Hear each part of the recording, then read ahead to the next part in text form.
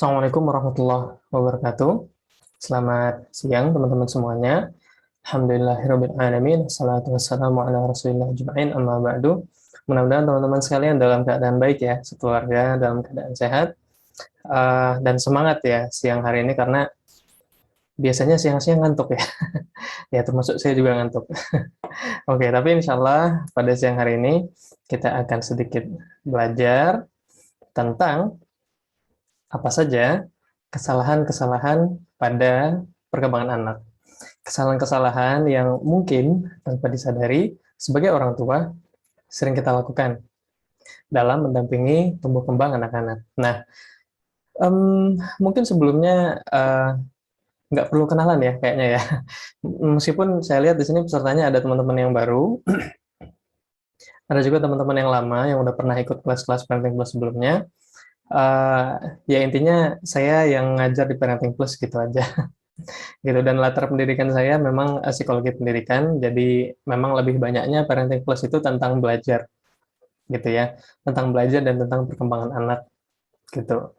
Nah, jadi kalau teman-teman mau mendalami lebih banyak tentang bagaimana ngajarin anak, bagaimana belajar dengan anak supaya lebih baik gitu ya, bagaimana belajar dengan anak supaya mereka lebih konsentrasi, mengingat dengan baik, dan metode-metode belajar lainnya gitu. Nah, insya Allah teman-teman bisa temuin kelas-kelasnya di Parenting Plus. Termasuk juga mengubah perilaku anak-anak ya, membentuk kebiasaan dan yang lainnya, yang mana insya Allah hari Sabtu nanti akan ada kelasnya, yaitu tentang membentuk atau membangun kebiasaan yang baik pada anak-anak. Nah, teman-teman sekalian, monggo uh, kalau sempat atau punya Instagram, nanti bisa follow akun-akunnya Parenting Plus. Insya Allah di sana ada postingan-postingan ilmu parenting dan juga info-info kelas, baik itu yang gratis ataupun yang berbayar, ataupun workshop. Nah, itu nanti insya Allah ada update-nya di sana. Gitu. Nah, nanti sebenarnya udah bisa teman-teman lihat ya di sini. Akan ada beberapa pertanyaan dalam kelas ini supaya supaya lebih maksimal kita belajarnya. Saya ingin mengajak teman-teman untuk ya menjawab beberapa pertanyaan-pertanyaan ini. Nanti silakan teman-teman bisa jawab lewat chat atau mau disampaikan langsung lewat dibuka mic-nya gitu ya, boleh juga. Jadi lebih cepat ya gitu. Nah, jadi nanti saya minta tolong teman-teman buat ikut menjawab ya, ikut aktif menjawab supaya lebih maksimal kita memahami apa yang kita pelajari. Karena kalau kita belajar itu hanya mendengar itu bagus, tapi belum cukup ya gitu. Belajar itu akan lebih dapat manfaatnya kalau kita juga aktif bertanya, menjawab, berdiskusi, termasuk mencatat atau menuliskan hal penting yang kita dengarkan.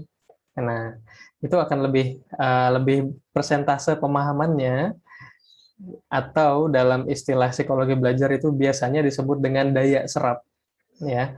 Daya serap ilmu atau daya serap informasi saat kita belajar itu akan lebih baik, lebih banyak ya kalau kita tidak hanya mengandalkan mendengar saja gitu. Nah, pertanyaan pertama nih, nah langsung ya.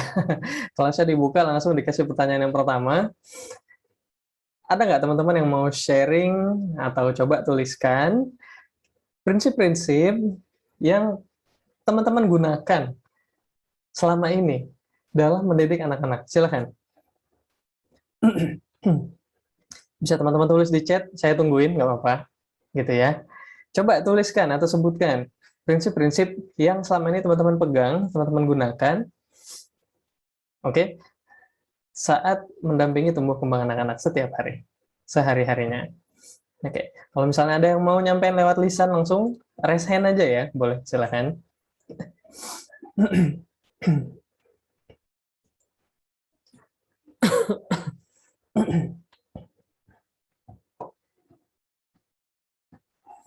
Silahkan ya, saya tungguin di chat ya. Ya, berapalah, 2-3 menit lah, monggo.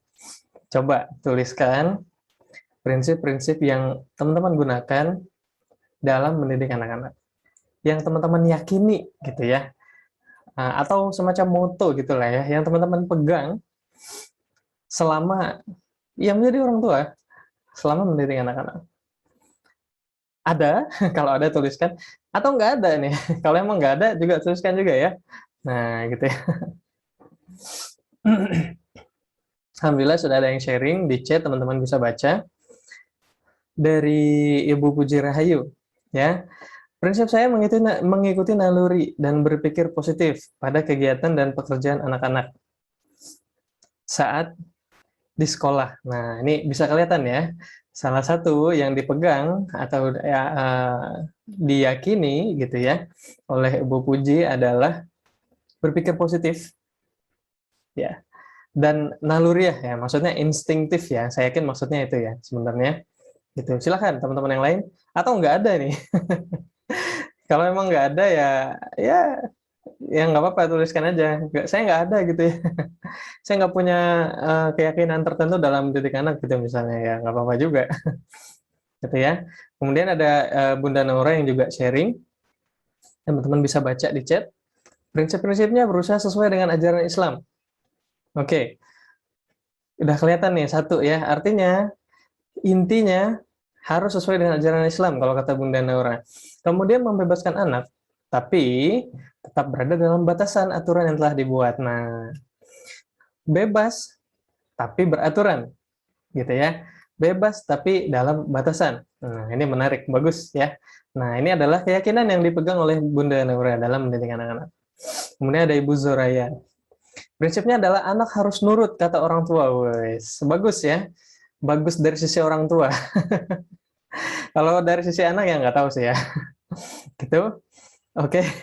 Lalu anak tidak boleh bermain yang membahayakan dan kotor-kotoran. Ya bagus. Bagus dari sisi orang tua. Ya lagi. Kemudian anak boleh tantrum. Nah, ini agak mendingan kayaknya ya. Tapi kalau kelewatan langsung di-stop tanpa melihat perasaan anak, wis ya. Agak keras ya sepertinya. Oh iya, Masya Allah. Ternyata udah nyadar sendiri ya. Ibu Suraya ya sudah. Oke. Sebagiannya mungkin ya. Mungkin sedikit terlalu kaku. Oke, alhamdulillah udah ada 3 orang. Ya, teman-teman ada Ibu Puji, ada Bunda Naura, dan ada Ibu Zoraya yang udah sharing uh, apa yang mereka yakini, gitu ya. Apa yang mereka pegang saat menjadi orang tua, saat menjadi ibu khususnya, ya dalam sehari-harinya mendampingi tumbuh kembang anak-anak. Gitu. Nah, terima kasih buat ketiga ibu-ibu, teman-teman sekalian yang udah sharing. Nah, buat teman-teman lain gimana? Nggak ada atau gimana? Gitu ya. Nah, kalau masih bingung, kalau memang belum ada, kalau memang ya selama ini saya ya udah sih jalan aja gitu ya. Ya udah jalan aja lah jadi ibu dan ngikutin aja anak-anak mau gimana dan yang lain. Ya dia begini ya saya respon apa yang saya bisa dan yang lainnya ya itu. Oke, itulah pentingnya kita memiliki prinsip. Ya, kita memiliki sesuatu yang bisa kita pegang, yang kita yakini. Saat menjadi orang tua, karena apa? Karena prinsip-prinsip kita itu, keyakinan-keyakinan kita itu yang akan memandu, yang akan mempengaruhi perilaku kita kepada anak-anak. Jelas, ya. Yang akan mempengaruhi ya bagaimana kita berperilaku ke mereka, bagaimana kita bicara dengan mereka, bagaimana kita merespon misalnya kenakalan mereka, misalnya kayak gitu, ya. Apa yang kita yakini pasti akan memandu perilaku kita, pasti akan mempengaruhi bagaimana perlakuan kita kepada anak-anak. Nah, saat kita nggak punya prinsip, saat kita nggak punya pegangan, saat kita nggak punya apa yang kita yakini dalam menjadi orang tua, ya itulah akhirnya kita terjebak pada banyak kesalahan-kesalahan, ya, dan suka bingung sendiri. Dan kalau orang itu bingung, orang itu kesel. Ya, itu adalah respon psikologi yang sangat alami sekali pada semua manusia, tidak hanya teman-teman. Ya, saya juga. Saat kita bingung, kita kesel. Ya, saat kita kesel, maka kita marah. Maka kita mudah marah kepada anak-anak. Oke, jadi banyaknya perilaku marah kita pada anak-anak sejatinya ya bersumber dari kebingungan kita sebenarnya mau ngadepin mereka ini gimana. Kenapa kita bingung ya? Karena kita nggak punya prinsip. Kenapa? Karena kita tidak belajar. Karena kita masih kurang belajar. Karena kita masih kekurangan ilmunya. begitu ya, kurang lebih. Nah, jadi penting bagi kita untuk memiliki keyakinan, oke? Misalnya, prinsip saya adalah tauhid itu selalu yang paling utama, misalnya. Ya, tauhid itu adalah selalu jadi yang paling utama. Artinya, saat punya anak perempuan, kemudian dia keluar, dia lupa pakai jilbab, maka kita selalu tahu bahwa harus pakai jilbab. Kita selalu ingatkan. Kenapa? Karena kita punya prinsip yang kita pegang. Misalnya begitu. Ya kan? Saat anak bangun tidur, maka apa yang kita lakukan? Saat kita punya prinsip bahwa tauhid itu selalu yang paling utama. Misalnya ya, mengingat Allah itu selalu yang paling utama, menyadarkan akan kehadiran Allah dalam kehidupan kita sebagai seorang muslim, ya, selalu jadi yang paling utama. Maka ketika anak bangun tidur, yang selalu teringat oleh kita adalah jangan lupa ya, apa doanya bangun tidur ya? Alhamdulillahilladzi ahyana, ya kan? Ba'da ma amatana wa ilaihi nusyur. Gitu. Tapi orang tua yang tidak punya prinsip ini, bangun tidur, wah, udah bangun, alhamdulillah, keren gitu ya. Nah, itu bedanya ya. Itu bedanya. Orang tua yang punya prinsip, yang misalnya punya prinsip bahwa tauhid itu soal yang paling utama, dengan orang tua yang tidak punya prinsip itu. Perilakuannya berbeda. Ya, perlakuannya pada anak-anak berbeda. Oke? Jadi penting sekali bagi kita untuk memiliki keyakinan, karena kalau kita tidak memiliki keyakinan, maka ya kita akan banyak salah-salah. Nah, yang mana ya salah-salahnya ini yang akan kita pelajari ya. Ya sebenarnya sebagai orang tua mungkin ada banyak sekali kesalahan kita dalam mendidik anak-anak, jelas ya, pasti. Tidak hanya teman-teman, saya juga masih banyak melakukan kesalahan. Nah, tapi pada dasarnya di kelas pada siang hari ini saya akan jelaskan beberapa kesalahan, lebih tepatnya 4. Oke, 4 kesalahan yang pada umumnya sangat mempengaruhi tumbuh kembang anak-anak dan juga akhirnya sangat mempengaruhi perilaku kita. Oke, kesalahan yang pertama adalah melihat, teman-teman bisa baca ya, melihat sifat buruk anak sebagai kekurangan besar yang harus diubah. Nah, ini sambil saya coret-coret nih biar seru ya. Oke, gitu ya. Maksudnya gimana? Maksudnya gimana? Oke, sebelum saya jelaskan, coba kita analisis sama-sama ya. Coba kita analisa bersama nih. Saya punya uh, apa namanya, pertanyaan ya buat teman-teman. Nah, teman-teman bisa baca di layar. Teman-teman jawab ya lewat chat silahkan, atau yang mau jawab langsung juga boleh, bisa raise hand dulu. Oke, untuk menjadi, kita lihat rumusnya di sini ya. Ada yang kosong nih, ada yang hilang. Oke. Untuk menjadi seorang pendakwah yang baik, anak-anak kita misalnya, untuk menjadi seorang pendakwah yang baik misalnya, gitu ya. Apa yang mereka butuhkan selain ilmu? Oke. Nah, teman-teman bisa mulai jawab di chat.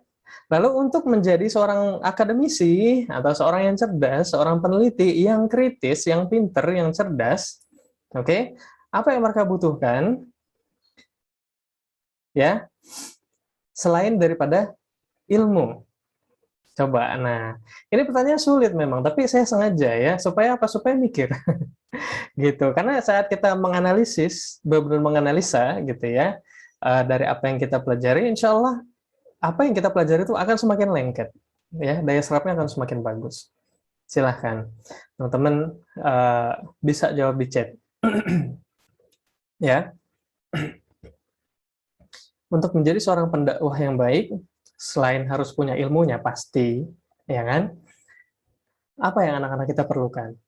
Untuk menjadi seorang peneliti yang baik, yang kritis, ya, akademisi yang bagus, selain punya ilmunya di bidang keilmuannya jelas, gitu kan?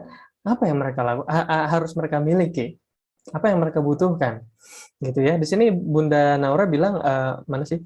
Oh ya, ilmu dan tauhid ya. Ya, tauhid itu termasuk ilmu ya. Ya.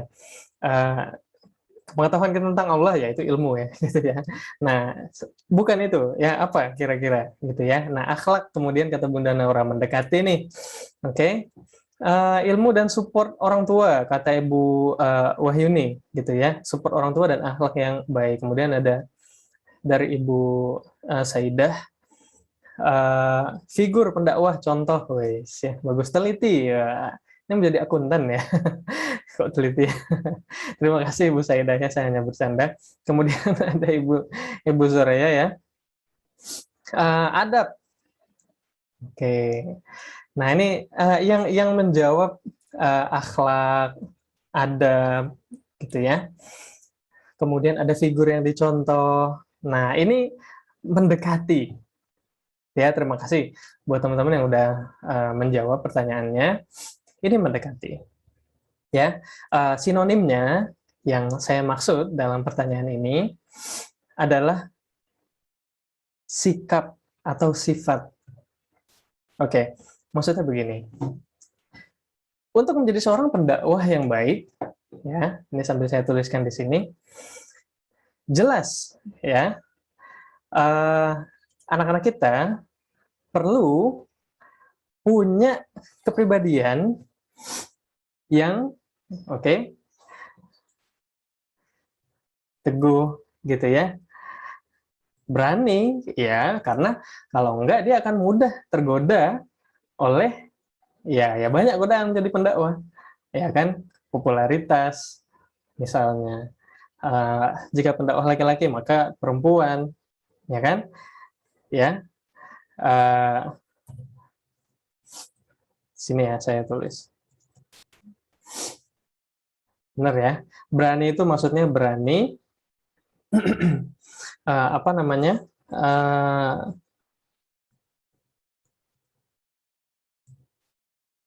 Ya. Bisa nggak jadi pendakwah yang baik kalau misalnya ya, kalau misalnya ada keburukan tapi nggak berani itu dia apain? Ya, beraninya sama yang mudah-mudah aja. Gitu ya. Misalnya, ya jelas tidak ya. Gitu kan, untuk jadi seorang pendakwah yang baik, ya jelas anak-anak kita mesti punya sikap kekeh gitu ya. Punya sikap teguh dengan apa yang dia yakini. Benar kan?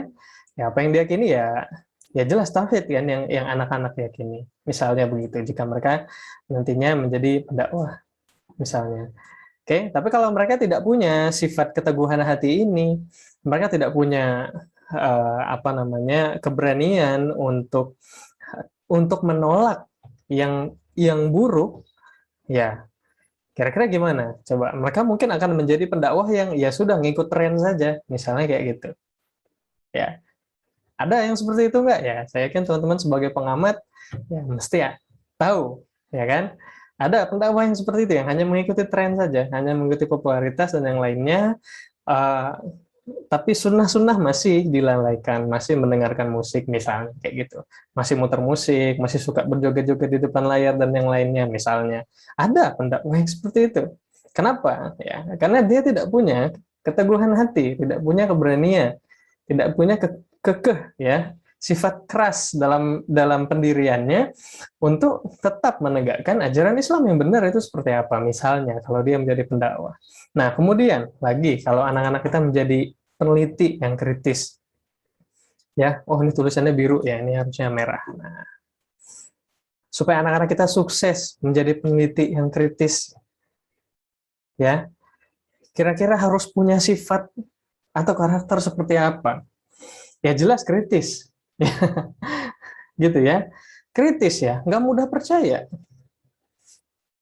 Ya kan, ya sama. Mungkin dia juga punya keteguhan hati dengan apa yang dia yakini, dengan ilmu yang dia pelajari. Begitu ya, misalnya. Oke, nah anggap saja ini adalah sifat-sifat atau kriteria-kriteria, karakter-karakter yang diperlukan anak-anak kita untuk misalnya dia menjadi pendakwah yang baik, bisa menjadi pendakwah yang baik atau menjadi peneliti yang kritis. Oke, kita sudah punya beberapa jawaban-jawaban, beberapa kata-kata ini tadi ya. Nah, sekarang ya di lembar selanjutnya saya tanya kepada teman-teman sekalian. Oke. Uh, oh, bisa digeser, alhamdulillah. Gitu ya. Keteguhan hati, berani ya, kekeh ya, punya pendirian yang kuat, kritis, nggak mudah percaya. Oke. Itu ya. Itu adalah sikap-sikapnya pada anak-anak, ya, pada anak-anak kita semua. Biasanya itu kelihatannya seperti apa? Kelihatan dalam perilaku yang seperti apa? Silahkan, bisa teman-teman jawab lagi di chat. Atau ada yang mau pakai mic juga boleh, biar rame dikit ya. Silahkan bisa resign dulu. Kalau enggak ya di chat aja. Silahkan. Biasanya pada anak-anak kita, sikap-sikap ini itu terlihatnya, ya, kelihatannya pada perilaku yang seperti apa. Kata Ibu Linda, ngeyelan. Oke. Oh, Ibu Linda udah hadir ya. Selamat bergabung ya, Ibu Linda. Ini Ibu Linda yang Ibu Linda itu kan ya? Ya. Oke, silakan teman-teman yang lain. Eh, apa coba dalam perilaku anak-anak kelihatannya bentuk perilaku yang tampaknya dari karakter keteguhan hati, kritis, ya, kekeh dengan pendiriannya, itu biasanya muncul dalam perilaku yang seperti apa atau tampak dalam perilaku seperti apa. Ya, kata Ibu Puji Rahayu, meminta sesuatu tetap pada satu gitu ya. Nah, itu minta sesuatu sampai dapat gitu ya kalau kata Ibu Puji Rahayu. Kemudian ada Ibu Zoraya, saat melakukan kegiatan sehari seperti mandi, main. Ya, benar. Dalam perilaku yang seperti apa biasanya? Ya, saya yakin teman-teman punya gambaran ya. Ya keras kepalanya, nggak mau nurut, banyak nanya. Kalau kita jelasin, dia menjawab lagi tuh, ya. Kalau kita jelasin, dia mulai nalar lagi tuh, ya. Kamu harus begini-begini, kamu harus begini-begini, kamu nggak boleh begini-begini. Tapi kata anak kemudian, tapi kan Bu, kalau ini kan begini, tapi si itu aja begini, ya. Si dia kok boleh, si aku kok nggak boleh. Dan yang lainnya gitu ya, semuanya. A, B, C, D gitu ya. Panjang, apalagi usia 5 6 7 tahun biasanya anak-anak kayak gitu kan ya. Ya, mulai banyak mendebat kita ya. Kayak gitu. Iya toh? Nah, kira-kira itu karakter apa coba? Ya, itu adalah karakter sikap kritis sebenarnya pada anak-anak kita. Kemampuan mereka sebetulnya untuk kritis terhadap hal-hal yang mereka dapatkan, hal-hal yang mereka pahami. Ya, mereka tidak mudah percaya. Eh, Ibu bilang seperti itu, tapi apa benar seperti itu? Apa tidak ada yang lebih bagus? Ya, ini adalah sikap-sikap dasar yang harus dimiliki seorang akademisi, bahkan seorang Muslim juga harus selalu seperti itu. Ya, apa yang diajarkan oleh ulama didapat dari didapat dari ceramah dan yang lainnya. Apa benar seperti itu, gitu ya? Saya bacalah kitabnya, memastikan apakah benar kata Ustadz ini seperti itu. Ya, bagus nggak karakter itu? Sebenarnya, bagus nggak sikap itu? Ya, saat anak kita punya kekeh ya dalam hatinya, punya keteguhan dalam hatinya bahwa saya ingin itu, gitu ya. Nah, kemudian sikap itu yang nantinya akan membuat mereka ya ketika bertemu atau didatangkan, yang mana pasti anak-anak kita akan menemui nantinya mereka bertemu dengan teman-teman yang kurang baik, dengan lingkungan yang nggak bagus ya, yang teman-teman yang mengajak kepada maksiat. Ya, yang laki-laki kemudian mulai suka kepada perempuan, yang perempuan kemudian mulai ada laki-laki yang mulai nge-WA nanti ya ketika SMP atau SMA gitu misalnya. Ya. Apa yang dibutuhkan anak-anak kita untuk tetap mempertahankan ya pemahaman dia dan apa yang diajarkan oleh orang tuanya bahwa kita nggak boleh pacaran. Pacaran itu adalah dosa besar karena itu ya maksiat, itu berzina. Gitu. Apa yang dibutuhkan anak-anak kita untuk mempertahankan itu kira-kira? Ya, ya jelas, sikap keteguhan hati, ya kan? Ya, sikap kekeh, tapi kekeh yang bagus, gitu ya. Nah, sikap yakin, ya, bahwa orang tua saya bilang seperti ini. Ya, orang tua saya ajarkan bahwa dalam Islam kita nggak boleh pacaran. Maka ketika ada laki-laki yang nge-WA dia, langsung diblok tuh sama dia. Nggak pakai dijawab dulu. Nggak pakai assalamualaikum, waalaikumsalam, nggak, blok langsung gitu ya. Wah, ini teguh, berarti teguh sekali nih artinya anak perempuan ini ya, hatinya itu sangat teguh sekali. Bagus nggak itu? Ya, saya yakin teman-teman akan menjawab bagus. Tapi Pada masa anak-anak, perilaku tersebut kita sering lihat sebagai sebuah masalah. Ya, tadi kata Ibu Wahyuni dan Ibu Saidah ya, cerewet dan pintar berargumen. Ya, capek nggak ngadepin anak-anak yang cerewet? Ya, susah kan? Ya, capek nggak ngadepin anak-anak yang ya dikasih tahu apa ngeyel gitu ya, dikasih tahu apa ngejawab dan yang lainnya gitu kan, dia counter lagi pendapatnya gitu ya, dia lawan lagi pendapatnya dan yang lainnya. Ya, ya capek kalau kita melihat itu sebagai sebuah keburukan. Aduh kok hilang ya? Ya sudahlah. Capek ya kalau kita melihat itu sebagai sebuah keburukan saat mendidik anak-anak. Sebentar.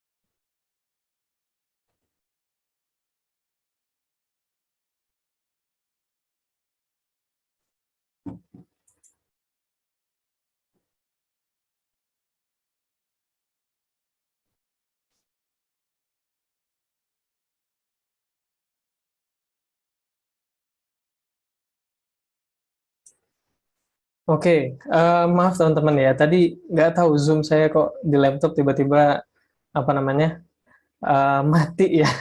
Apa namanya dia ngehang ya, nggak bisa. Jadi ini ke restart. Sepertinya mungkin dokumennya saya jadikan PDF aja supaya lebih ringan. Kayaknya tadi karena presentasinya jadi bikin berat gitu kelihatannya. Sebentar.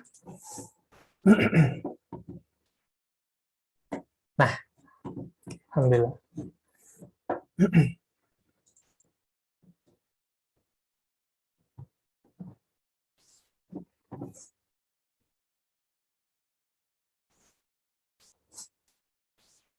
Baik, ini udah jadi PDF aja nih. Jadinya jadi lebih ringan. Oke, baik, alhamdulillah. Kita lanjutkan ya. Saya yakin teman-teman sudah dapat gambaran ya apa yang sedang kita bahas tadi. Sebentar saya buka lagi chatnya. Oke, ya. Jadi setiap anak-anak kita itu mesti terlahir dengan karakter atau tabiat ya bawaan. Yang mana itu ya faktor alami.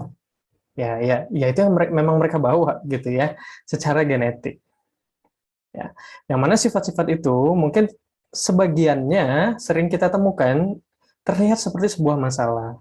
Keras kepala, mudah tantrum, nggak mau dikasih tahu, pandai menjawab, uh, termasuk juga ya hal-hal yang terkait dengan fisik ya, sangat aktif misalnya ya, nggak susah duduk diam, ya maunya banyak bergerak dan yang lainnya. Itu adalah kecenderungan ya, kecenderungan bawaan, tabiat bawaan setiap anak-anak kita. Ya, yang mana sebetulnya itu adalah ya greatest strength-nya mereka ya. Sebenarnya itu adalah sumber kekuatan terbesar mereka sebagai manusia sebetulnya. Oke, dan itu yang akan terus dibawa oleh anak-anak. Oke, coba teman-teman ingat aja ya.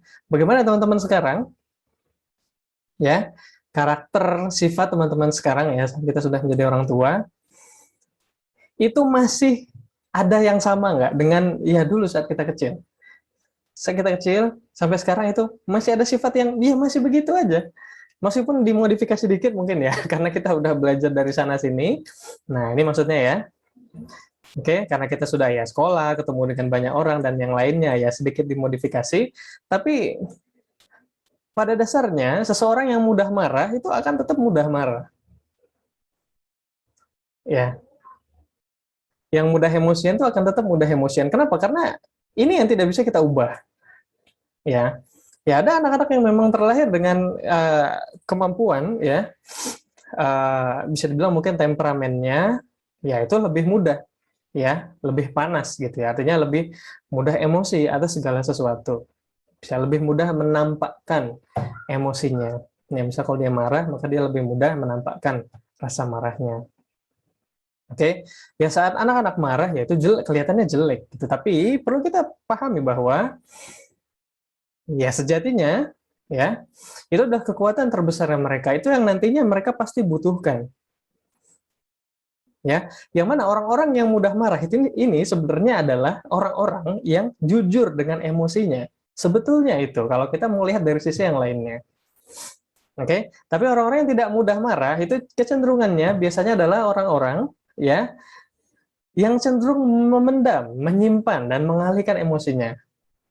Dua-duanya ada kelebihan dan kekurangan dan punya dampak yang berbeda. Orang-orang yang lebih jujur dengan emosinya, lebih jujur terhadap emosinya, menampakkan pada orang lain, ya cenderung lebih lebih lapang hatinya, lebih mudah lapang hatinya saat dia sudah mengekspresikan emosinya. Sementara anak-anak yang cenderung lebih suka menyimpan atau memendam emosinya, misalnya, ya cenderung lebih lebih sering membawa stres itu kemana-mana, sehingga mempengaruhi perilaku mereka. Nah, ini sedikit gambarannya kalau kita bahas dari emosi saja. Itu maksud saya ya. Artinya, setiap karakter bawaan anak itu sebenarnya adalah kekuatan yang nantinya akan mereka butuhkan. Pasti akan mereka butuhkan dalam peran apa nantinya mereka akan misalnya bekerja, atau ya intinya peran mereka apalah, mungkin mereka sebagai pengusaha, sebagai pendakwah, sebagai peneliti, ya sebagai akademisi, sebagai orang tua juga tentu saja.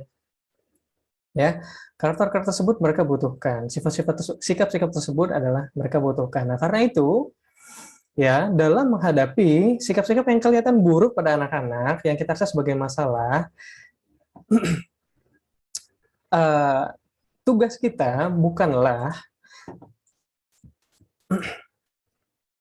muter balik gitu ya, bukanlah membuat sifat tersebut, bukanlah berusaha menghilangkan sikap atau sifat tersebut gitu ya. Ini anak keras kepala gitu ya, maka sekuat tenaga saya harus ajarkan dia supaya tidak boleh keras kepala gitu ya. Padahal sikap keras kepala yang mana itu sebenarnya adalah keteguhan hati ya pada mereka ya, gitu ya. Itu sejatinya adalah kekuatan yang mereka. Maka dan itu tidak bisa kita hilangkan. Gitu ya. Sulit sekali.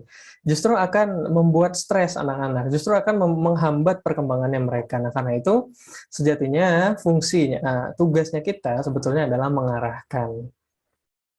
Gitu ya.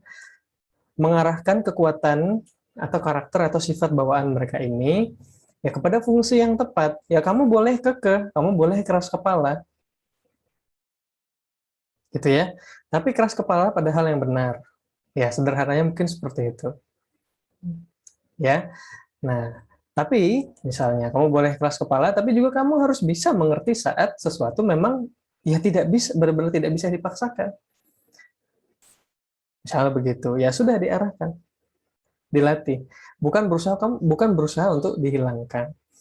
Anak ini pemalu, ini jangan keras kepala aja ya, kita lihat yang spektrum lainnya ya. Anak ini pemalu, kemudian kita paksa dia untuk harus berani bicara di depan kelas, harus jadi supel gitu, harus iya silakanlah disebut apa ya, pokoknya harus menampakkan dirinya gitu. Semakin kita minta mereka untuk nggak malu, semakin mereka susah untuk nggak malu. Kenapa? Ya karena malu itu adalah tabiat bawaan juga. Ada anak-anak yang juga punya tabiat bawaannya ya memang lebih pemalu. Emang apa kekuatannya pemalu ya? Biasanya anak-anak yang pemalu, ya mereka itu adalah anak-anak yang tipe pemikir. Ya silakan saja pekerjaan apa atau karir seperti apa misalnya yang membutuhkan kemampuan untuk berpikir.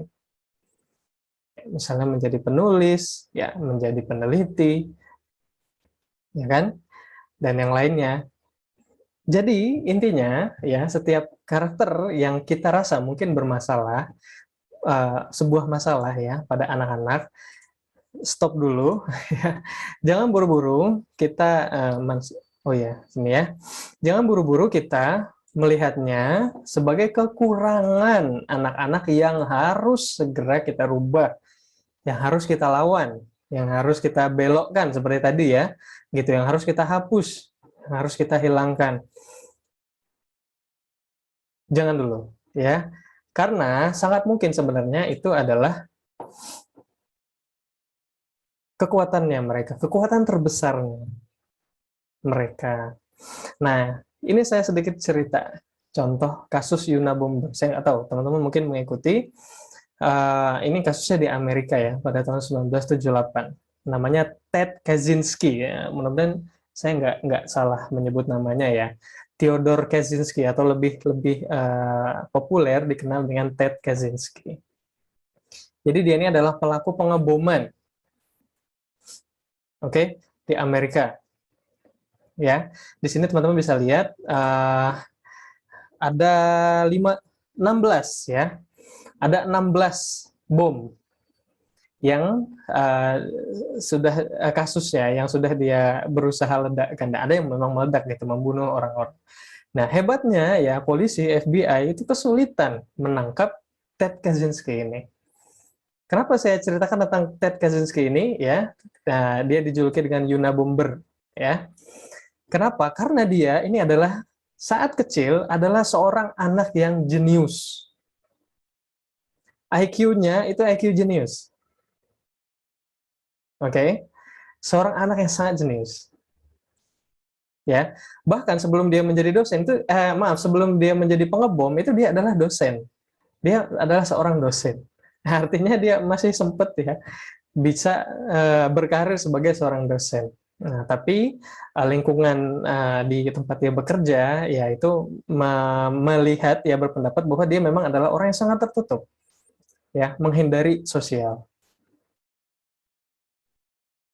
Kayak gitu. Kita lihat, dia punya kekuatan dasar, ya, punya kekuatan yang alami dipunyai oleh Ted Kaczynski ini. Apa itu? Kecerdasan. Ya, IQ yang sangat tinggi, kemampuan untuk berpikir kritis, ya, sangat idealis orangnya. Orang yang sangat idealis ya. Motif dia melakukan pengeboman ini ya adalah ya karena idealismenya dia. Dia melihat orang-orang di sekitar itu tidak sesuai dengan idealismenya dia. Bayangkan, itu kekuatan bukan ya, kecerdasan, kemampuan untuk idealisme dan yang lainnya. Ya, keteguhan hati yang sangat kuat, kecerdikan yang sangat bagus ya, karena dia bisa menghindari tangkapan polisi sampai tahun 1995. Ya, hitung aja 1995 dikurangi 1978. Ya, mudah nggak menghindari tangkapan polisi selama berbelasan tahun itu. Ya, artinya dia punya kecerdikan ya, dia punya kecerdasan yang sangat kuat. Ya, tapi ya dia berasal dari keluarga yang bermasalah. Oke, mendapat perlakuan yang buruk dari kedua orang tuanya, bahkan saya lupa kalau tidak salah bercerai, ya, tinggal di lingkungan yang keras, tinggal di lingkungan miskin, ya, di lingkungan miskin yang keras, yang orang tuanya ya jelas tidak tahu tentang parenting, gitu ya, itu maksudnya tugas kita adalah mengarahkan, oke, mengarahkan kekuatan terbesar anak-anak. Dia menjadi dosen ataupun dia menjadi pengebom, ya, Ted Kaczynski ini menggunakan kekuatan yang sama nggak? Iya, ya tuh ya. Dia menggunakan kecerdasan yang sama, dia menggunakan kecerdikan yang sama, dia menggunakan kepintaran yang sama, tapi ke arah yang berbeda. Benar ya? Oke. Kenapa? Pengasuhan. Parentingnya yang salah. Kepintarannya tidak akan bisa diubah, tapi dia akan menuju ke arah yang salah. Nah, itulah pentingnya. Sekali lagi ya, jangan melihat perilaku yang bermasalah, tampak bermasalah bagi kita pada anak-anak itu sebagai sebuah keburukan gitu. Nah, Ted Kaczynski ini dia tidak terfasilitasi kecerdasannya di sekolah sehingga dia dianggap sebagai anak yang bermasalah. Dimana kita tahu anak-anak gifted, anak-anak yang IQ-nya jenius itu biasanya di sekolah memang bermasalah. Kenapa? Karena mereka udah terlalu pintar. Mereka nggak bisa ngikutin level sekolah yang sama umurnya. Itu ya, misalnya kelas 2 SD, ya apa yang dipelajari di kelas 2 SD itu mereka sudah tidak perlukan. Sehingga yang muncul adalah perilaku bermasalah, nakal, gangguin teman-temannya, nggak mau dengerin guru. Kenapa nggak mau dengerin guru? Ya buat apa sih, udah tahu. Bahkan saya bisa lebih tahu dari guru. Gitu ya. Pengasuhan. Ya, bagaimana kita mengarahkan kekuatan terbesar anak-anak itu sangat berpengaruh. Nah, jadi kesalahan pertama adalah saat kita berusaha mengubah karakter buruk anak-anak, maka yang harusnya kita lakukan adalah mengarahkan, mengarahkan karakter atau sifat anak-anak ke arah yang tepat. Nah sekarang kita lanjut nih ke kesalahan yang kedua. Tidak tahu penelitian tentang monyet. Nah ini mungkin teman-teman, saya nggak tahu apakah penasaran, saya nggak tahu ya. Saya sedikit ceritakan gitu ya, maksudnya apa. Jadi pada tahun 1958 ada seorang psikolog ya, peneliti psikolog gitu, dia meneliti, dia mengambil anak-anak monyet ya yang baru lahir. Jadi anak-anak monyet baru lahir itu langsung dipisahkan dari induknya. Lalu anak-anak monyet ini diletakkan di lab penelitian. Nah, yang di mana dalam lab penelitian ini ya, si Harlow ini ya, peneliti si Harlow ini, teman-teman bisa lihat di sini ya, membuat semacam tiruan induknya, gitu ya. Nah, jadi ada 2 tiruan induknya, tapi cuma di sini nggak diliatin ya. Ada 2 tiruan induknya yang saya tuliskan aja di sini. Yang pertama, di mana ya? Sini aja. Yang pertama, tiruan induknya itu ya dilapisi dengan handuk yang lembut, seperti yang teman-teman lihat di layar ya, di gambar. Dan yang tiruan induk yang kedua yaitu tidak kok hilang ya, tidak dilapisi handuk, jadi logam keras saja gitu ya, seperti yang teman-teman lihat di sini di gambar, tapi nggak ada handuknya. Nah, induk buatan ini ya itu nanti ngasih makan, ya, artinya penelitinya yang sebenarnya ngasih makan gitu ya, ngeluarin makanan dari dekat induk buatan ini gitu ya, termasuk juga susu kayak gitu. Nah apa yang ditemukan dari penelitian ini sangat menarik ya. Harlow menemukan bahwa anak-anak monyet ya ternyata lebih banyak menghabiskan waktunya bersama bersama tiruan atau robot-robotan induk monyet ini yang dilapisi handuk lembut dibandingkan anak-anak monyet yang dibandingkan induk yang tidak dilapisi handuk ya, yang logam keras saja. Padahal dua-duanya ngasih makan. Ya, dua-duanya induk ini ngeluarin makanan yang mereka butuhkan. Tapi anak-anak monyet ini lebih banyak menghabiskan waktunya, artinya lebih banyak bermain, bergelantungan, deket gitu ya, dengan induk yang dilapisi handuk lembut. Nah, lalu si Harlow ini kemudian menakuti, ya, bereksperimen dengan menakuti anak-anak monyet ini, ya, ditakut-takutin. Saat anak-anak monyet ini ditakut-takutin, kemana mereka lari? Ya, saya kan teman-teman udah bisa nebak ya, mereka lari ke sini. Ya, saat ditakut-takutin, mereka berlarian mendekati, berlindung, bergelantungan di dekat induk yang tiruan induk ya, yang dilapisi dengan handuk lembut. Gitu ya. Ini penelitian psikologi. Apa kesimpulan dari penelitian tadi? Silakan. Kasih pendapat lewat chat atau open mic, boleh deh, silakan nih. Belum ada ya yang mau open mic, ya udah nggak apa-apa lah, silakan. Apa kesimpulan dari penelitian tadi? Silakan. Iya, silakan Ibu Puji. Iya. Iya, boleh bantu jawab ya, Mas? Iya, silakan.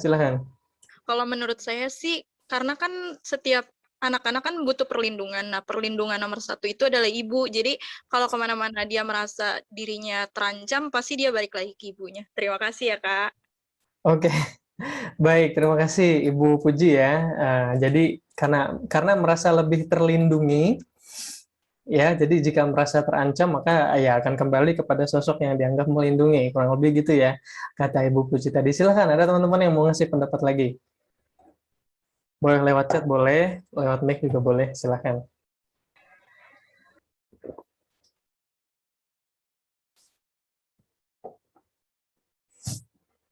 Ayo, ayo, ada satu orang lagi aja.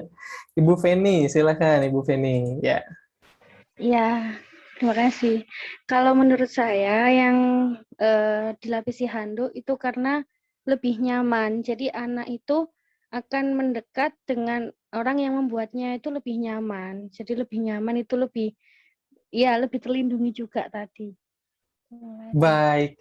Masya Allah, terima kasih Bu Feni ya. Jadi lebih nyaman ya, karena yang dilapisi handuk itu lebih nyaman, sehingga ya lebih mau deket ke sana, kalau kata Ibu Feni tadi ya. Terima kasih banyak atas pendapatnya. Sangat tepat ya, bagus sekali Ibu Feni dan Ibu Puji analisisnya ya. Kuncinya adalah physical comfort. Nah, apa itu physical comfort? Ya, langsung saya jawab aja lah ya. Kenyamanan fisik. Ya. Bentuk kasih sayang secara fisik itu menghadirkan rasa aman, rasa percaya yang sangat kuat, ya, oleh anak-anak kepada orang tuanya.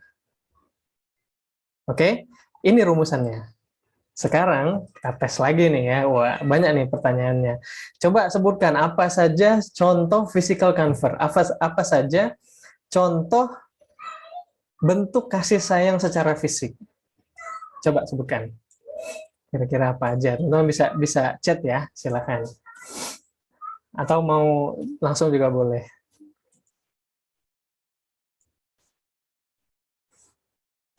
Sentuhan, pelukan, sering memeluk anak ya, kata Ibu Feni, Bu Wahyuni, Bu Saidah.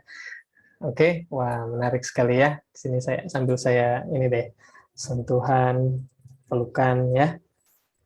Apalagi coba kira-kira merangkul ya, mencium, kemudian tos ya, apa namanya? Apa namanya? Ya itu five gitu ya. Nah, itu saya jadi lupa sih ya. Ya tosan lah gitu pokoknya gitu ya.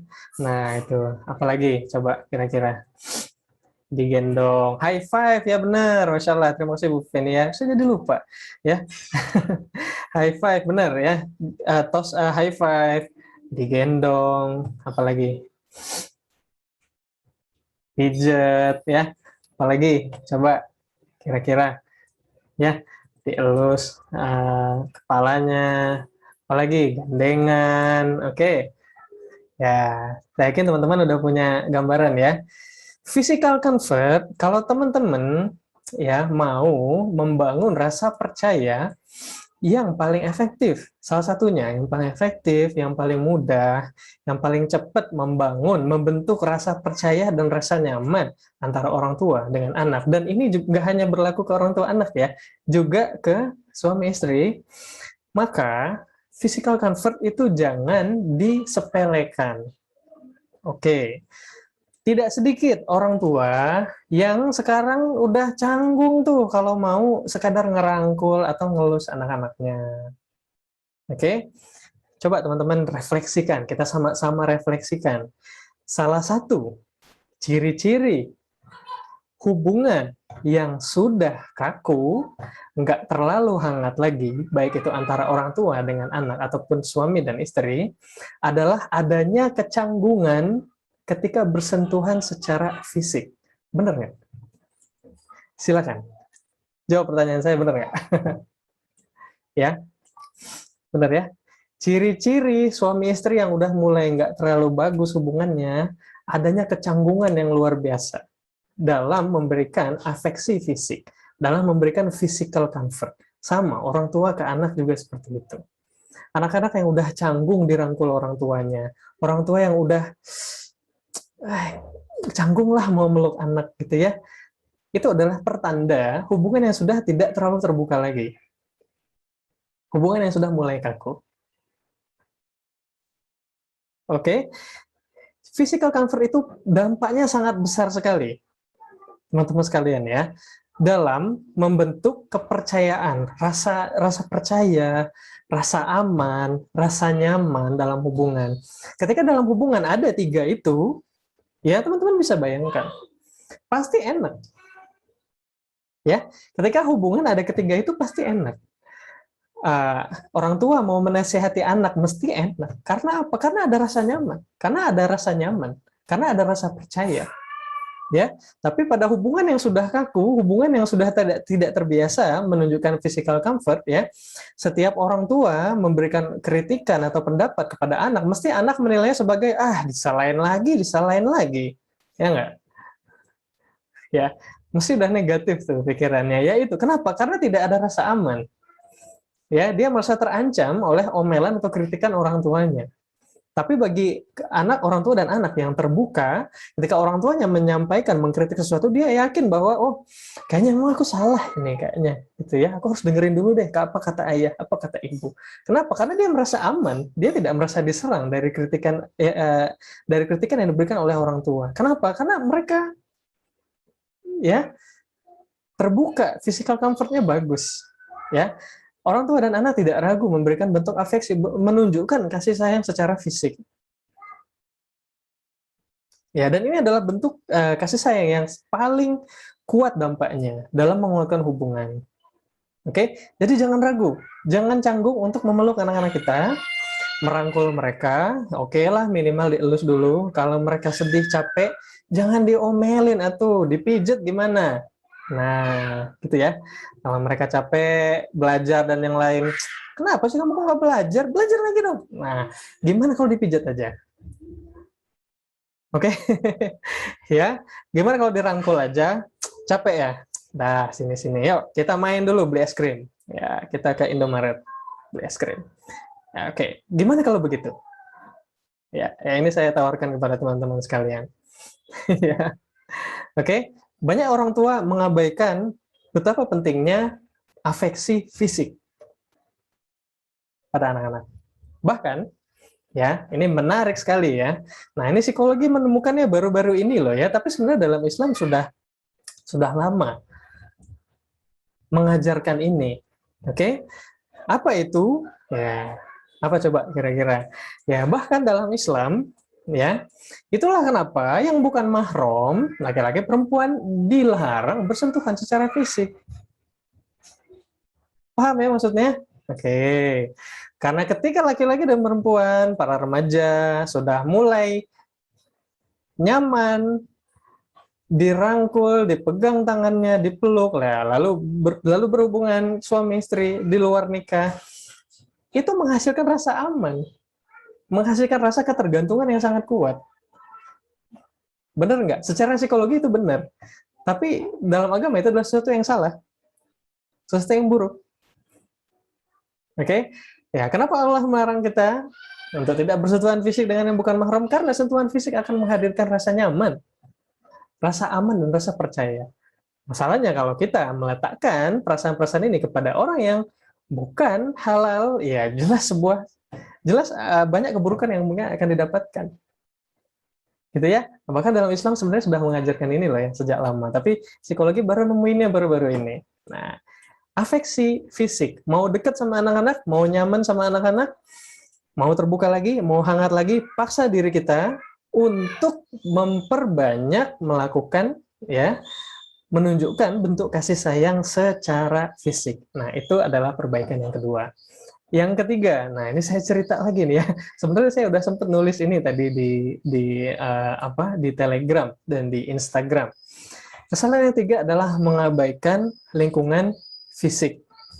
Oke, singkat saja. Jadi, ini ada penelitian lagi ya. Di tahun 2000, nama penelitian adalah Brian Wensink. Jadi Brian Wensink ini dengan tim penelitinya itu meneliti pengunjung-pengunjung di bioskop. Ya, meneliti pengunjung-pengunjung di bioskop di Amerika. Ya, karena banyak penelitian psikologi nih ya, banyaknya dari sana ya gitu. Nah, Indonesia memang belum terlalu maju lah psikologinya. kayak gitu. Nah, kemudian setiap pengunjung yang datang ke bioskop itu diberikan popcorn, ya, masing-masing orang itu satu. Meskipun dia datang sama temannya bertiga, semuanya dapat satu-satu. Nah, sebagian pengunjung itu dikasih baskom, ya, baskom popcorn itu yang besar sekali. Ya, sebenarnya dalam penelitian itu disebutkan seperti itu. Ember popcorn yang sangat besar sekali. Ya, mungkin yang ya seginian lah, gitu ya. Nah, saya nggak tahu teman-teman nggak bisa bayangin kayak gitu. Nah, sebenarnya pengunjung lainnya itu diberikan popcorn yang kemasannya sedang, ya, lebih kecil, setengahnya. Begitu. Nah, popcornnya ini adalah popcorn yang udah lempem. Oke, popcorn yang udah nggak enak. Ya, popcorn yang udah dibuatnya itu 5 hari sebelumnya. Nah, ini berdasarkan penelitiannya dijelaskan seperti itu. Jadi popcorn yang sudah dibuat 5 hari sebelumnya. Ya, jangan 5 hari ya. Popcorn itu aja kalau dibuat pagi-pagi, kalau nggak ditutup siang juga udah lempem. Ya, tapi ini 5 hari, bayangkan sendiri. Oke. Nah, saya nggak tahu gimana caranya itu nggak berjamur ya. Oke. Nah, intinya sudah keras sekali. Artinya, siapapun yang makan ini harusnya nggak bakal selera. Bener nggak? Iya, jelas. Ya kan? Kita nggak, ya pasti kita nggak selera lah makan makanan lempem. Ya toh? Nah, bahkan saking lempemnya itu sampai berdecit gitu ya ketika gigit gitu, nyut nyut nyut gitu ya, karena udah alot banget. Gitu ya. Nah, apa yang ditemukan dari penelitian ini? Ya, ternyata penelitian ini menemukan bahwa pengunjung bioskop yang diberikan baskom, ya, yang diberikan kemasan popcorn yang besar itu pasti makan lebih banyak dibandingkan pengunjung yang dikasih popcorn yang lebih kecil. Oke, padahal popcornnya nggak enak. Pertama itu ya, popcornnya nggak enak. Tapi pengunjung yang dikasih popcorn lebih besar pasti makan lebih banyak. Pasti makan lebih banyak dibandingkan pengunjung yang popcornnya lebih kecil. Oke, kira-kira apa maksud dari penelitian ini ya? Apa kesimpulan yang bisa kita dapatkan ya? Ya sebenarnya udah saya tulisin sih di situ ya. Sebenarnya udah saya tulisin di Telegram. Tadi saya jelaskan. Jadi ternyata penelitian ini menemukan bahwa seringkali untuk mengubah perilaku manusia, untuk mengubah pola perilaku manusia, sebetulnya ya bagaimana setting situasinya, bagaimana setting lingkungannya, itu sebetulnya jauh lebih berdampak dibandingkan kita berusaha mengubah pola pikirnya. Ya, sekarang kita ajarkan pada mereka, kamu jangan makan popcorn kebanyakan, ya, nggak boleh, ya, itu nggak bagus, kalorinya tinggi dan yang lainnya, mungkin kayak gitulah, ya. Nah, banyak micinnya misalnya begitu, ya. Jangan makan popcorn terlalu banyak.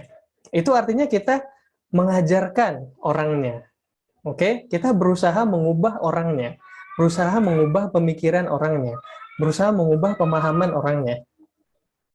Ya, meskipun begitu, saat kita sudah kasih tahu orang-orang ya bahwa jangan makan popcorn terlalu banyak, tapi kita kasih mereka popcorn yang besar, tetap aja mereka makannya banyak.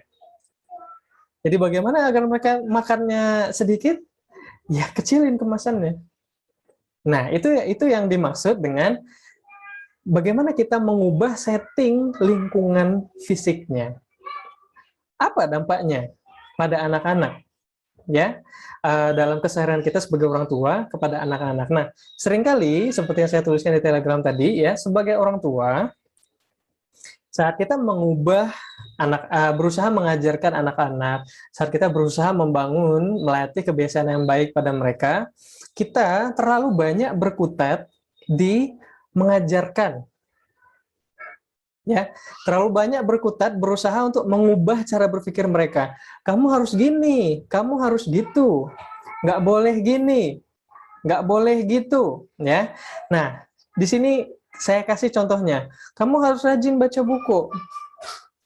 Oke, karena baca buku itu bagus. Baca buku itu ya segala macam lah. Bikin pinter, akan membantu kamu sekolah dan yang lainnya, ya akan membantu kamu belajar dan yang lainnya. Kita ubah pemikiran mereka, kita berusaha ubah pemikiran mereka, tapi ya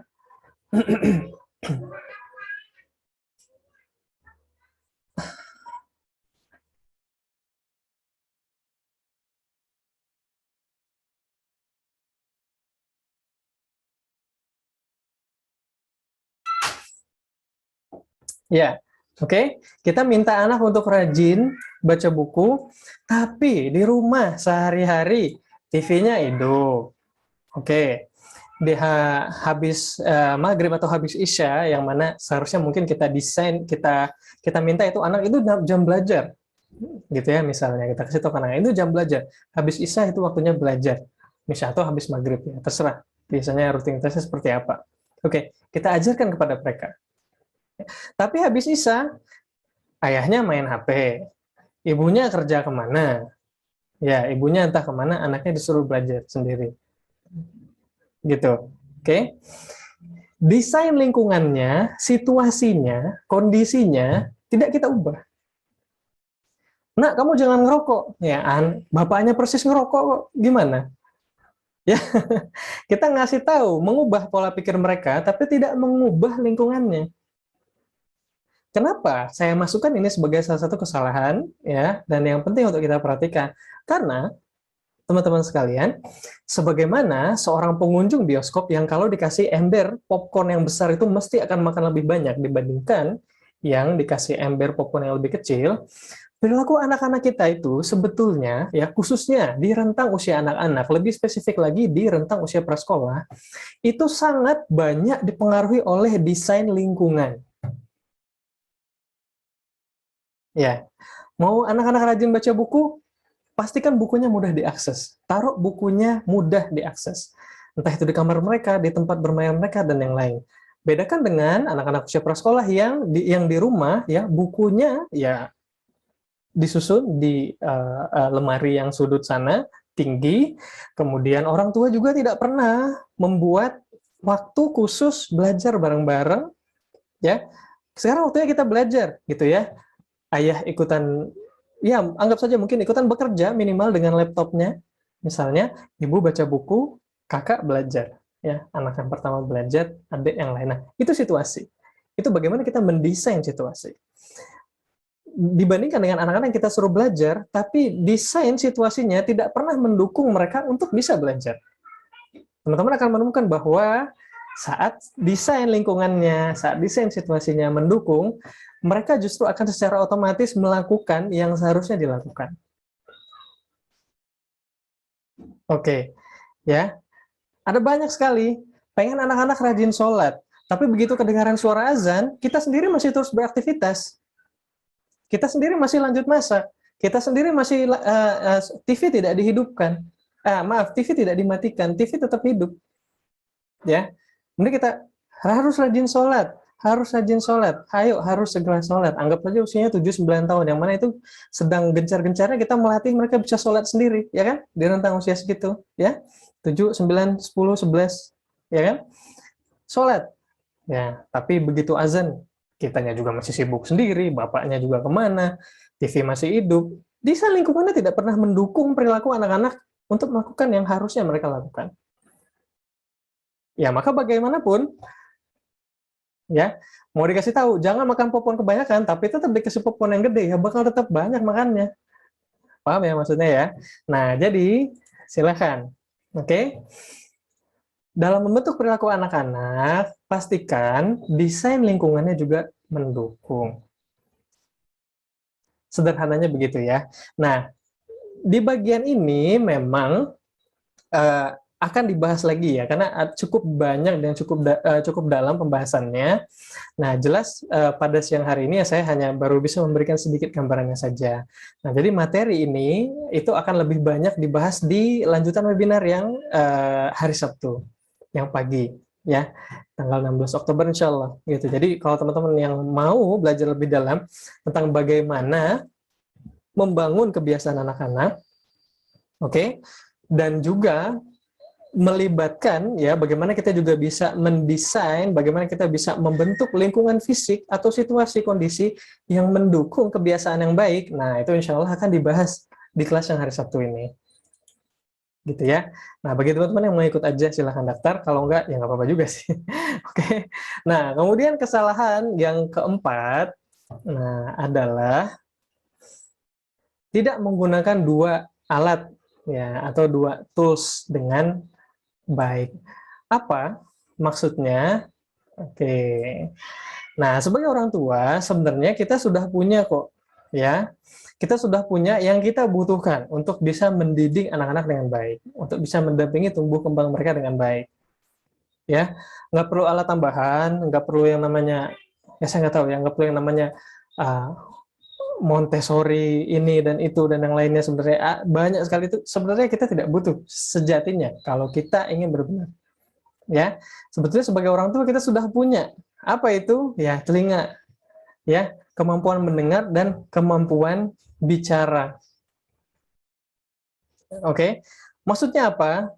Pengen bagus tumbuh kembang anak-anak, pengen kita bisa menjadi partner tumbuh kembang mereka yang mereka senangi, ya, yang mereka mau bekerja sama dengan kita. Ya, bekerja sama itu bukan berarti mereka nurutin terus semuanya yang kita suruh ya.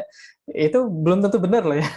Gitu ya, karena anak-anak kita juga mesti punya pendapat dan punya ide yang juga kita harus hargai. Misalnya, nah maka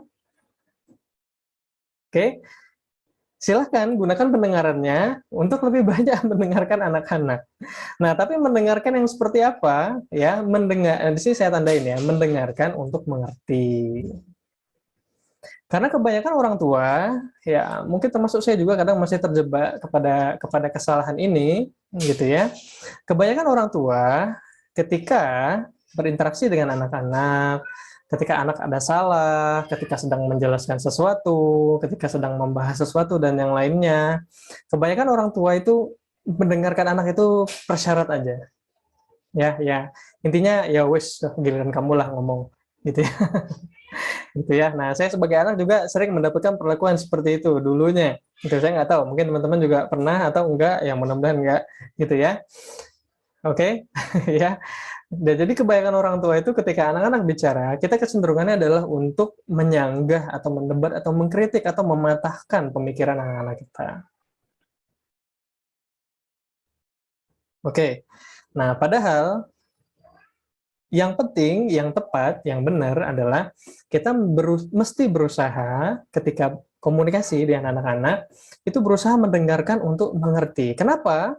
Sama seperti afeksi fisik tadi, ya.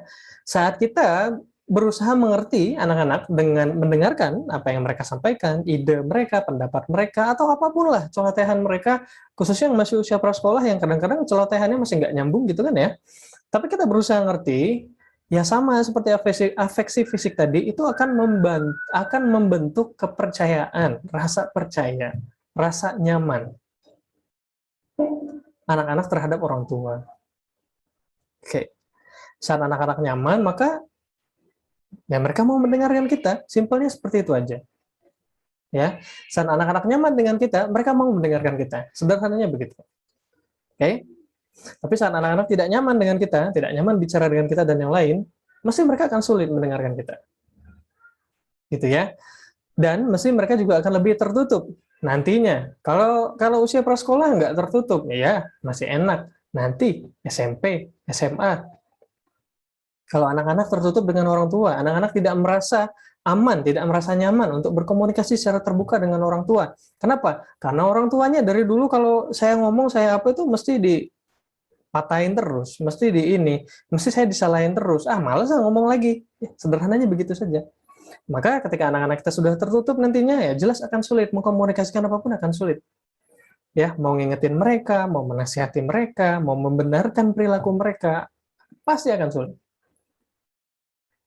Oke, saat kita terlalu sering mempertahankan pola ini, ya, yaitu mendengarkan anak-anak untuk menyanggah, untuk mendebat mereka.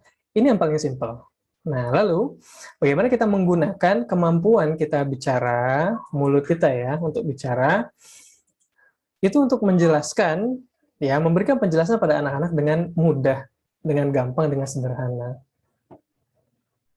Oke, apalagi pada anak usia prasekolah.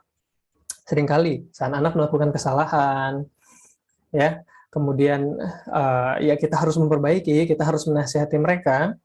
Oke, kita justru bukannya menasihati, tapi malah banyaknya hanya mengungkapkan kekesalan, mungkin gitu ya. Kita justru lebih banyaknya mengungkapkan kekesalan sebetulnya. Oke, bukan sebenarnya bukan sebenarnya mendidik mereka. Bukan sebenarnya menjelaskan apa yang benar harusnya mereka lakukan. Gitu ya. Kebanyakannya justru kita hanya banyak omong saja, hanya mengungkapkan kekesalan saja, dan seringkali kebanyakan orang tua itu juga mengkritik anak terlalu cepat. Oke? Saat mereka baru berusaha ini, salah sedikit, berusaha nyampaikan ini, enggak gitu. Dengerin ibu makanya, ini yang benar tuh begini, gitu. Iya, memang kita mungkin lebih benar, ya, saya yakin itu, mungkin kita lebih benar, tapi poinnya bukan di sana. Ya, poinnya bukanlah siapa yang paling benar dan siapa yang paling salah dalam berkomunikasi dengan anak, dalam berdiskusi dengan mereka, dalam bernegosiasi dengan mereka, dalam menasihati mereka. Poinnya bukanlah siapa yang paling benar ataupun siapa yang paling salah, tapi apa kira-kira ya, ada exchange ya. Poinnya adalah ada pertukaran yang seimbang antara orang tua dan anak. Satu dengerin, satu bicara, satu mau dengerin, kemudian yang satu juga bicara, yang satu juga mau dengerin, mau ngertiin. Itu yang penting sebetulnya dalam berdiskusi dengan anak-anak, dalam bicara dengan anak-anak. Oke? Dan biasanya kesalahan-kesalahan ini kita udah mulai melakukannya tuh sejak anak-anak kecil. Ya, sejak anak-anak usia prasekolah. Apalagi anak-anak yang mulai cerewet ya, biasanya di usia 4, 5, 6. Ya kan? Anak mulai cerewet, mulai banyak membantah dan yang lainnya, mesti paling banyak senjata kita adalah nggak gitu, kamu harus nurut. Nggak boleh, harus nurut dan yang lainnya, gitu ya. Kita patahkan usaha mereka untuk memberikan pendapat. Kita patahkan usaha mereka untuk menyanggah gitu ya. Meskipun sanggahan mereka ya mungkin memang salah gitu ya. Wajar karena mereka belum mengerti, itu normal saja di usia segitu.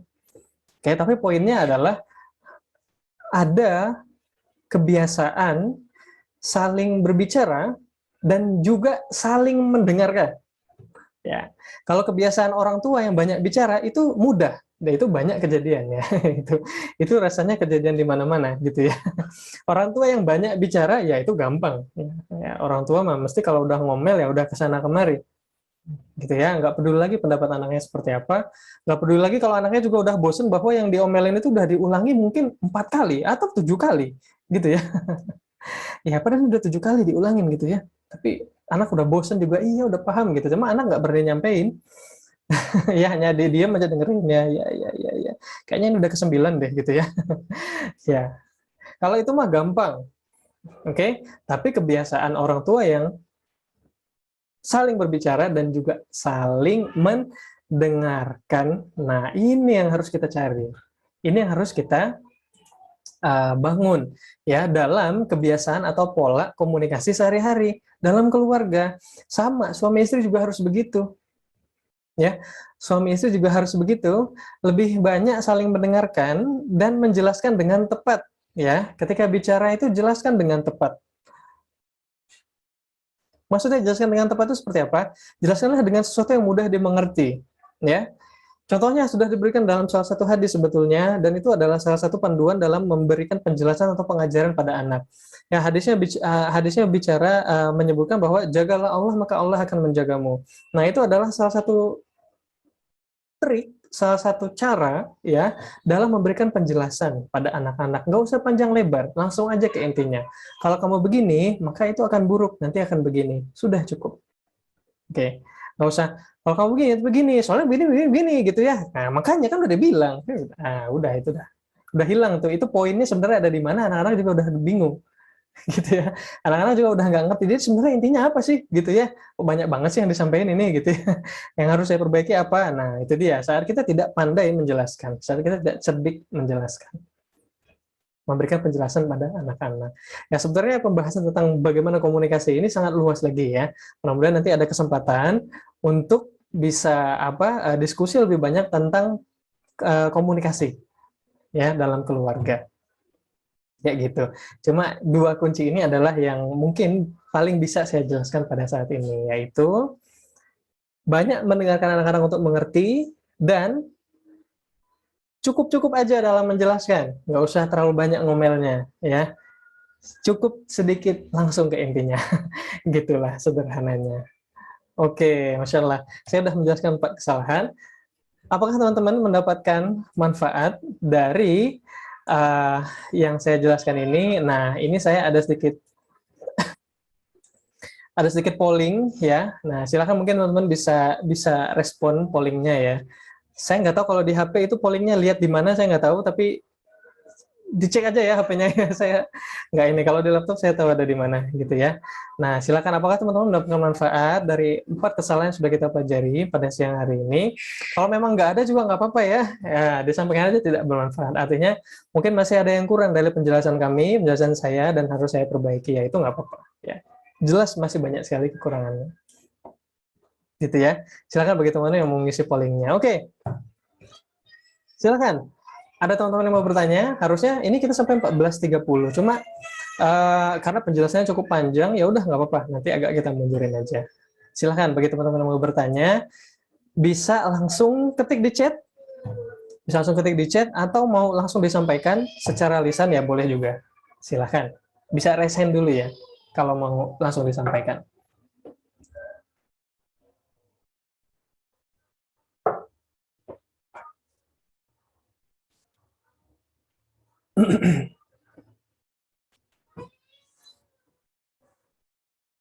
Oke, ada pertanyaan dari Ibu Feni. Silahkan, Ibu. Sebentar. Ya. Ibu Feni, silahkan, Ibu Feni. Ya. Ya, terima kasih atas kesempatannya.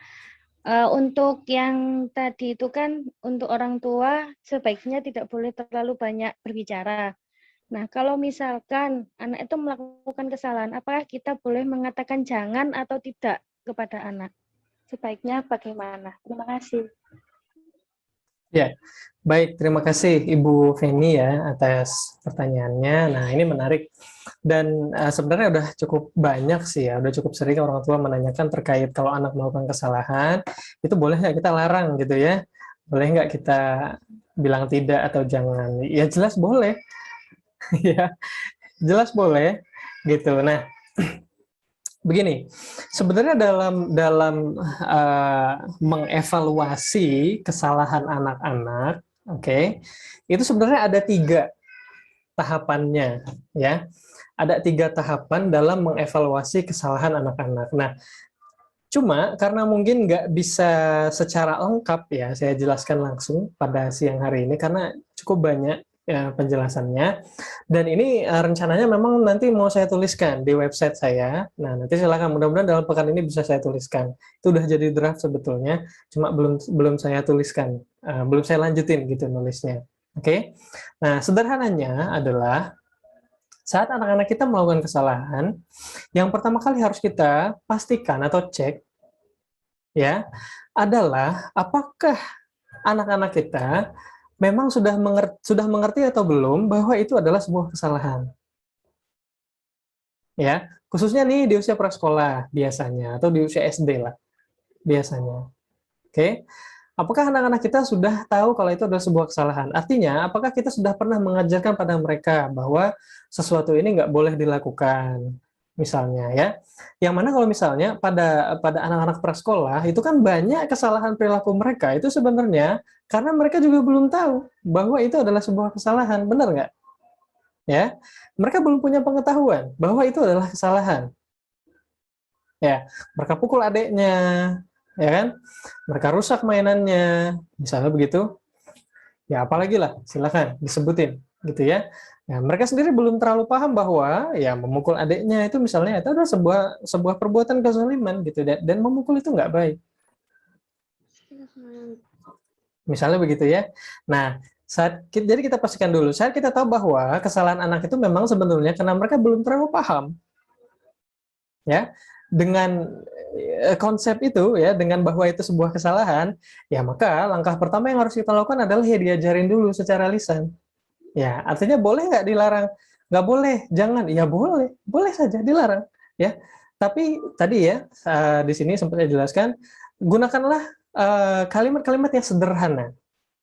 Misalnya kalau tadi kasusnya memukul, ya, memukul itu nggak bagus, ya. Nah, udah di situ saja, ya. Jangan ya kakak, mukul itu nggak bagus, memukul itu jelek, ya. Atau boleh juga, jangan ya kakak, kita tidak boleh memukul siapapun, kita tidak boleh memukul orang-orang. Ya, itu kalimat sederhana, itu peraturannya, itu pemahamannya yang sedang kita berikan pada anak-anak. Oke, sederhana, simple, to the point. Anak-anak bisa mengerti dengan pengulangan-pengulangan, gitu ya. Nah, jadi usahakan saat memperbaiki kesalahan anak itu disampaikan secara lisan dan jelaskan dengan jelaskan aturannya, ya. Berikan pengertian yang sederhana, yang simple, to the point. Nggak usah panjang lebar, nggak usah terlalu lama dan nggak usah terlalu sering diulang-ulangi. Sebenarnya begitu. Dan tentu boleh. Kalau memang itu salah, ya jelas boleh. Boleh. Untuk dibilang, tidak, jangan, ya itu tidak boleh ya, itu jangan, itu jelek. Ya nggak apa-apa, nggak ada salahnya kok itu ya. Selama kita tadi memberikan penjelasan yang bisa mereka mengerti. Kuncinya sebenarnya ada di situ. Ya. Lalu bagaimana kalau anak-anak kita udah tahu kalau itu kesalahan, tapi masih dilakukan? Nah, ya itu yang nanti akan saya jelaskan di artikel ya. Mungkin saya nggak bisa terlalu banyak menjelaskannya pada siang hari ini kepada Ibu Feni, tapi mudah-mudahan sedikit itu tadi bisa membantu ya, kayak gitu. Mudah-mudahan bisa bermanfaat. Oke, silahkan bagi teman-teman yang mau nanya lagi, boleh. Di sini teman-teman bisa lihat di chat. Ada pertanyaan dari Ibu Saidah ya. Apakah anak tidak boleh dibentak sama sekali ketika sudah diingatkan 3 kali tapi masih tetap saja dilakukan? Usia anak 7 tahun. Ya, baik. Ya, alhamdulillah pertanyaannya mirip sih ya. Gitu, terima kasih Ibu Saidah ya atas pertanyaannya. Insya Allah ini juga nanti akan saya jelaskan ya di artikel. Mudah-mudahan saya dimudahkan oleh Allah untuk bisa menyelesaikan artikelnya. Nah, sederhananya begini ya, karena di sini kan ada salah satu poin penting, apa itu membentak. Oke, membentak itu ada komponen emosionalnya. Begini, tujuan kita memarahi anak itu nggak salah, gitu ya. Memarahi anak itu perlu, bahkan memarahi anak itu juga bagian dari proses pendidikan. Nah, ini dia kuncinya. Oke, ini dia kuncinya. Memarahi anak itu adalah bagian dari proses pendidikan. Oke, kira-kira apa maksudnya? Ya, saat kita memarahi anak-anak, saat kita mengomeli mereka, misalnya ya, saat kita menasihati mereka yang kesalahannya sudah berkali-kali dilakukan, ya, tapi sikap kemarahan kita itu sudah kehilangan, ya, sudah kehilangan komponen mendidiknya, oke, sudah kehilangan fungsi mendidiknya, ya, maka kemarahan kita itu ya sudah tidak lagi mendidik.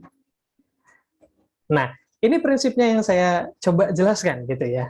Nah, jadi dengan prinsip ini, dengan pemahaman ini, ya, dengan aturan ini, kira-kira, oke, Ibu Saidah, apakah sudah bisa menggambarkan, ya, sudah bisa menemukan, ya, kalau misalnya kita membentak, kalau misalnya kita memukul secara berlebihan, misalnya, atau membentak secara berlebihan, misalnya, begitu, itu masih termasuk marah yang berfungsi mendidik atau tidak? Misalnya begitu. Nah, silahkan itu dijadikan, saya bisa bilang itu dijadikan patokan kita ya, dalam menentukan apakah kita bisa marah dengan sedikit bentakan pada anak-anak. Apakah kita bisa mulai memukul pada ke anak-anak. Gitu ya. Nah, jadi saat kita marah, tapi sudah hilang fungsi pendidiknya, yang tersisa hanya fungsi meluapkan emosi, ya, meluapkan kesalahan dan yang lainnya, nah maka itu bentuk marah yang tidak tepat. Ya, itu adalah bentuk bentakan yang tidak tepat. Tapi kalau dalam bentakan kita atau dalam marahan kita itu masih ada fungsi mendidiknya, itu masih bisa kita lakukan sebetulnya. Nah, tapi gimana kita cari tahunya gitu ya? gimana kita bisa membedakan yang mana yang masih ada fungsi mendidiknya, yang mana sudah tidak ada lagi gitu, sudah berkurang fungsi mendidiknya. Nah, itu yang nanti insya Allah akan saya jelaskan di artikel. Ya, monggo nanti bisa kunjungin websitenya atau gabung di Telegram kalau belum, saya nggak tahu, karena mesti biasanya saya upload ke sana, gitu ya. Karena saya belum bisa jelasinnya terlalu lama di sini, gitu ya. Ada cukup panjang penjelasannya. Cuma secara sederhana, mudah-mudahan bisa membantu Ibu Saidah, ya, bisa bermanfaat. Begitu. Apakah ada pertanyaan lagi, teman-teman? Oh, ada dari Bunda Naura ya. Mungkin kita anggap ini pertanyaan terakhir ya. Oke. Ya, terima kasih Bunda Naura atas pertanyaannya. Bolehkah kita menceritakan tentang neraka terhadap anak usia prasekolah dengan tujuan agar anak tidak melakukan hal buruk karena melakukan hal yang sama secara berulang? Ya, baik, Bunda Naura. Terima kasih atas pertanyaannya. Sebagai seorang Muslim, pendapat saya, ya jelas boleh. Oke, dan itu penting. Ya, karena meyakini adanya surga dan neraka, ya itu juga bagian dari tauhid. Ya kan, itu juga adalah sesuatu yang harus kita ajarkan pada anak-anak, ya, meyakini yang gaib, ya, meyakini Allah, mengenal Allah, meyakini adanya malaikat, ya, adanya malaikat-malaikat Allah, kemudian meyakini adanya surga dan neraka, ya, itu kan semua hal-hal yang gaib, ya, benar ya, dalam Islam ya, dan itu adalah hal-hal yang harus kita ajarkan pada anak-anak, nggak apa-apa, meskipun ya, memang di usia prasekolah, ya mereka belum mengerti sepenuhnya, masih bingung. Maksudnya neraka itu gimana sih, Bu? Dan yang lainnya, gitu ya. Jadi dijelaskan saja sesuai sunnah yang kita ketahui, ya jangan dibuat-buat, gitu ya. Nanti kalau di neraka itu, kalau di neraka itu nanti kamu bakal ditembak, ditabrak mobil gitu ya. Jangan ngarang-ngarang seperti itu karena dalam riwayatnya ya dalam Al-Qur'an dan Sunnah ya tidak pernah dijelaskan kalau di neraka itu bakal ditembak dan ditabrak mobil gitu kan, nggak ada. Ya. Nah, tapi bagaimana penggambaran neraka yang dijelaskan dalam Al-Qur'an dan dalam hadis? Ya, kita tahu ya kan, minum air nanah, air darah, kemudian air besi, timah panas gitu kan, dan yang lainnya. Ya itu boleh kita jelaskan, ya karena itu sesuai tuntunan. Ya, intinya jangan ngarang-ngarang aja ya, jangan sembarangan karena kalau sudah begitu artinya kita sudah bid'ah, itu kita sudah menjelaskan yang tidak ada dalilnya. Kayak gitu ya. Nah, jadi sangat boleh. Menurut saya sebagai seorang Muslim boleh, tapi mungkin tidak dengan menakut-nakuti atau mengancam yang berlebihan. Nah, itu yang jangan, gitu ya. Karena fungsinya meyakini adanya neraka adalah apa? Ya, saya yakin teman-teman tahu ya. Fungsinya kita sebagai umat Muslim meyakini adanya neraka adalah ya supaya kita hindari, supaya kita melakukan perbuatan-perbuatan yang baik. Ya kan? Maka kalau anak-anak meyakini adanya neraka justru membuat mereka takut yang berlebihan dan berhenti membuat mereka melakukan amalan-amalan yang baik, ya ini salah berarti caranya kita. Artinya kita terlalu menakut-nakuti seperti seperti kita menakut-nakuti hantu kayak gitu ya. Nah, seperti anak-anak meyakini takutnya dengan hantu misalnya kan, suka tuh anak-anak kan canda-candaannya gitu ya. Suka tuh ada hantu, ada monster dan yang lainnya. Padahal kan tidak ada. Nah, tapi itu menghasilkan takutan yang berlebihan, yang justru membuat anak-anak kita justru ya tidak sehat, rasa takut yang tidak sehat, gitu ya. Rasa takut yang justru membuat mereka tidak melakukan amalan-amalan baik. Nah, jadi poinnya ada di sana, gitu ya. Jadi jangan lupa setelah meyakinkan anak-anak tentang kebenaran adanya neraka, ya kita jelaskan bahwa karena itu kita harus sholat, karena perintah sholat. Karena itu kita harus mendengarkan kata ibu. Tapi kalau ibu salah juga ya kamu ingatkan ibu, nggak apa-apa, ibu dengerin ya. Karena itu kamu harus dengarkan ayah. Tapi kalau misalnya ayah marah, ya kamu maafin ya, nggak apa-apa. Mungkin ayah juga sedang marah, ayah juga salah. Misalnya begitu. Setelah kita yakinkan mereka, kita beritahukan amalan apa yang harusnya mereka lakukan. Oke, sederhananya begitu saja. Mudah-mudahan bisa bermanfaat ya, Bunda Naura ya. Nah, jelas saya tidak terlalu ahli dalam hal ini karena saya bukan seorang alim ya, bukan seorang yang faqih dalam urusan agama. Saya juga hanya belajar, hanya seorang seperti teman-teman sekalian mungkin ya, hanya umat yang biasa saja gitu, seorang pelajar saja. Nah, jadi silakan lebih didalami ini nanti dengan ya mengikuti kajian-kajian para ulama atau membaca kitab-kitab tauhid. Misalnya begitu, silahkan. Insya Allah itu akan menjadi modal yang sangat bermanfaat buat kita dalam mengenalkan ya, mengenalkan apa ya, mengenalkan rukun iman, ya, mengenalkan tauhid kepada anak-anak kita. Insya Allah akan lebih mantap kalau kita juga rajin belajar tentang hal-hal itu. Gitu. Nah, mungkin hanya di situ yang bisa saya jelaskan dari sisi psikologinya ya, dari sisi mendidik anak-anak. Semoga bermanfaat, Bunda Naura. Oke? Kita cukupkan ya, itu pertanyaan terakhir tadi. Alhamdulillah. Nah, mudah-mudahan nanti saya dimudahkan oleh Allah untuk bisa menyelesaikan artikelnya di website. Teman-teman nanti bisa gabung Telegram atau bisa mengunjungi websitenya. Tadi alamatnya sudah sempat saya share. Gitu. Nanti di websitenya itu ada pilihan untuk mau dapat notifikasi atau enggak gitu ya. Nah, kalau teman-teman mau dapat update setiap ada artikel baru ya pilih aja mau dapat notifikasi gitu. Nanti di HP Android-nya atau iPhone-nya nanti akan dapat notifikasi begitu saya udah ngeluarin artikel-artikel terbaru tentang parenting di websitenya. Itu kalau mau, kalau enggak juga nggak apa-apa. Cukup stay di grup Telegram aja. Gitu. Terima kasih teman-teman sekalian. Jangan lupa kalau teman-teman masih mau ikut belajar lagi khusus membahas lebih dalam tentang kebiasaan, membangun kebiasaan yang baik pada anak-anak, monggo bisa ikut yang kelas bisa ikut kelas yang hari Sabtu, gitu ya. Bisa daftar ke adminnya, silahkan kayak gitu. Setahu saya di kelas ini juga ada beberapa teman-teman yang udah langsung ikut dua-duanya, gitu ya. Jadi nanti ketemu lagi di hari Sabtu ya, Insya Allah. Oh, ini ada pertanyaan dari Bu Feni, channel Telegramnya apa? Silakan Ibu bisa langsung saja klik link ini ya. Biasanya sih bisa langsung menuju ke sana. Atau di Telegram, itu ketik search aja, cari gitu ya. Langsung ketik aja Parenting Plus gitu ya. Search terus Parenting Plus. Nanti mesti ketemu channelnya. Ya. Klik saja Parenting atau ini nih add Parenting Plus di Telegram itu ketik aja @parenting plus.